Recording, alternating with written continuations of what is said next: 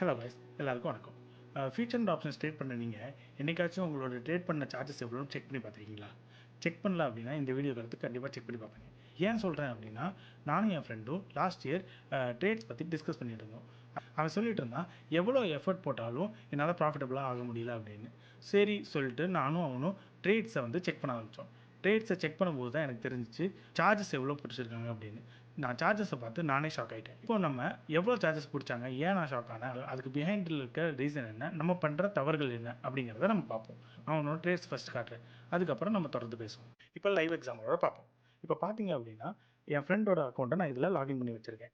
PNL, அதாவது trade charges ரிப்போர்ட்டை வந்து ஓப்பன் பண்ணி வச்சுருக்கேன் for last year 15 September to 31 October வரைக்கும். நீங்கள் பார்க்க முடியும், 15 செப்டம்பர்லேருந்து 30 செப்டம்பர் வரைக்கும் அவன் வந்து 17,300 கிட்ட லாஸ் ஆகிருக்கான்.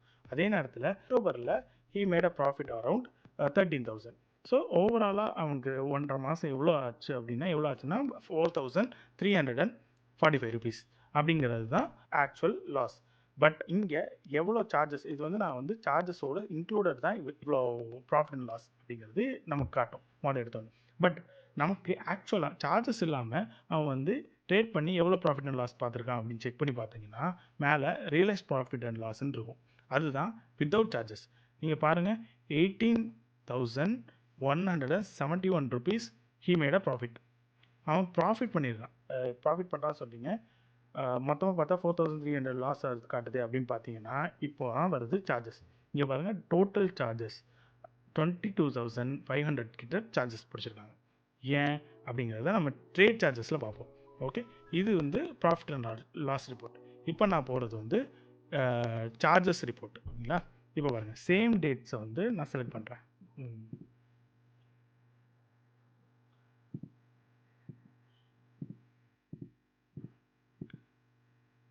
ஓகே, சேம் டேட்டை வந்து நான் செலக்ட் பண்ணிட்டேன்.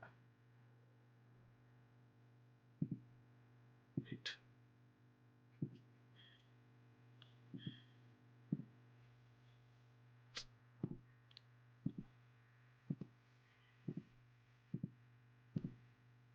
இது வந்து ப்ராஃபிட் அண்ட் லாஸ் ரிப்போர்ட். இப்போ நம்ம ட்ரேட் சார்ஜஸோட ரிப்போர்ட் பார்க்கலாம். வந்து செப்டம்பர் மாதம் 8,287 ருபீஸ் சார்ஜஸ் பே பண்ணிடலாம். அதே அக்டோபர் மாதம் 14,378 ருபீஸ் சார்ஜஸ் பே பண்ணிடலாம். ஸோ நீங்கள் மேலே பார்த்தீங்க அப்படின்னா ட்ரேட்ஸ் பாருங்கள், 677 ட்ரேட்ஸ் எடுத்துருக்காங்க. ஸோ ஆக்சுவலாக இது 677 ட்ரேட்ஸ் அப்படின்னா பர் டே ஆவரேஜாக 21 to 22 ட்ரேட்ஸ் ஆச்சு. ஸோ பாருங்கள் எவ்வளோ ட்ரேட்ஸ் எடுத்துருக்காங்க. ஸோ த ப்ராப்ளம் என்ன அப்படின்னா ஓவர் ட்ரேடிங் தான். ஸோ நீங்கள் பாருங்கள், இதில் வந்து நல்லா தெளிவாகவே தெரியுது, ப்ரோக்கரேஜ்லேயே 13,540 ருபீஸ் போயிடுச்சு. ப்ளஸ் மிச்சது தான் சார்ஜஸ். இப்போ நீங்கள் இதை கிளிக் பண்ணோம் அப்படின்னா நமக்கு தெளிவாக தெரியும், 13,540 ப்ரோக்கரேஜ் மட்டுமே. அது போக எக்ஸ்சேஞ்ச் டர்ன் ஓவர், எக்ஸ்சேஞ்சிலேருந்து ஒரு டர்ன் ஓவர் சார்ஜ் பே பண்ணுவாங்க, என்னது எடுப்பாங்க, அது ஒரு 2,000.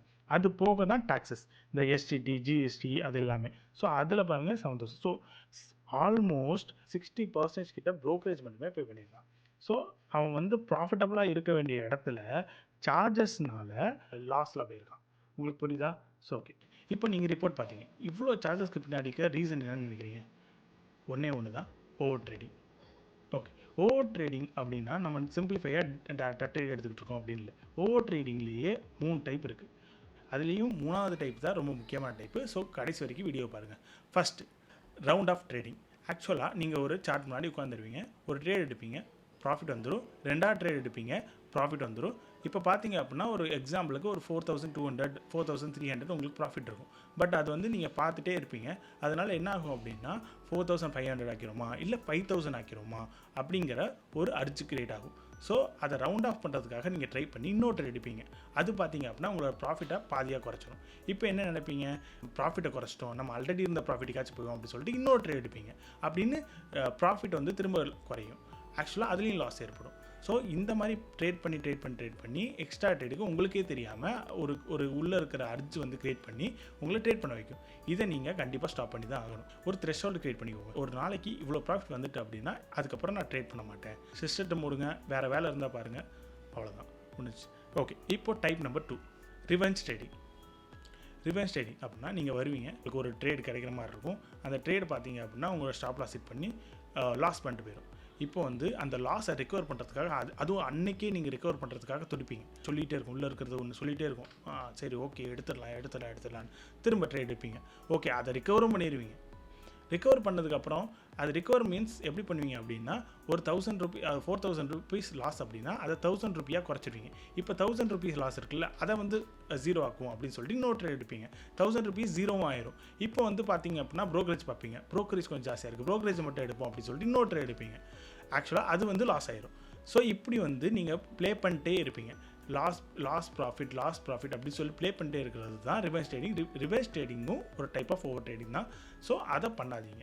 மூணாவது தான் இம்பார்ட்டண்டான ஓவர் ட்ரேடிங் என்ன அப்படின்னு பார்த்தீங்கன்னா, நீங்கள் தான் ஆல்வேஸ் ரைட் சார்ட்டை பார்க்க வரைக்கும் அப்படின்னு நீங்கள் நினைப்பீங்க. எப்படி அப்படின்னா, நீங்கள் ஒரு ட்ரேட் எடுப்பீங்க, உங்களுக்கு ஒரு ஸ்டாப் லாஸ் செட் ஆகும்.